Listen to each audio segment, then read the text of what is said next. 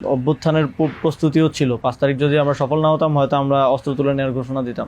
সেনাপ্রধানের দিক থেকে মূল ভেটোটা ছিল যে ডক্টর মোহাম্মদ ইউনূস কেন, why not any other person. Doctor Mohammad ইউনূসের নামে মামলা আছে, তিনি একজন কনভিক্টেড পারসন। একজন কনভিক্টেড পারসন আসলে কিভাবে একটা দেশের প্রধান উপদেষ্টা হতে পারে? আওয়ামী লীগ একটা লোককে একেবারেই দেখতে পারছে না, এবং বাংলাদেশে তো আলটিমেটলি 30-40% পিপল আওয়ামী লীগকে সাপোর্ট করে। এই 30-40% পিপলের মতামতের বিরুদ্ধে গিয়ে একটা লোককে প্রধান উপদেষ্টা করা উচিত? সেনাপ্রধান লাস্ট আমাদেরকে বলেছিল যে আমি বুকে পাথর চাপা দিয়ে এই সিদ্ধান্তটা মেনে নিচ্ছি। আমাদের এই দীর্ঘমেয়াদী পরিকল্পনাটা করতে হতো যে যখন থেকে আমরা ফার্ম ছিলাম যে শেখ হাসিনাকে চলে যেতে হবে, তারপরে কি হবে? আমরা তো আর শেখ হাসিনা চলে যাওয়ার পরে দেশটাকে ছেড়ে দিতে পারি না।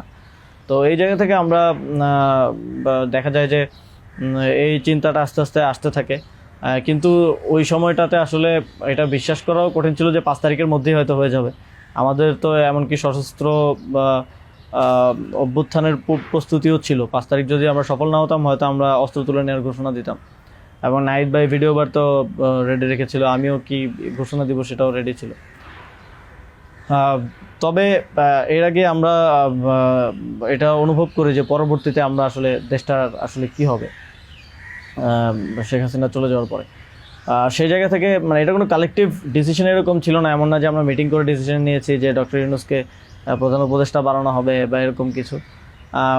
তখন আমার মূলত যোগাযোগ হয় ইয়ের সাথে, যে যোগাযোগ হচ্ছিল আমেরিকান এম্বাসির কয়েকজনের সাথে।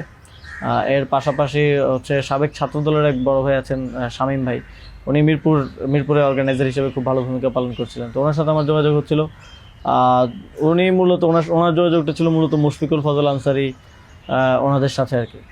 তো ওনার মাধ্যমে আমার ডক্টর আলী রিয়াজ, তারপর হচ্ছে বদির আলম মজুমদার স্যারদের সাথে যোগাযোগ হয়। ওনাদের সাথে আমি কথা বলি।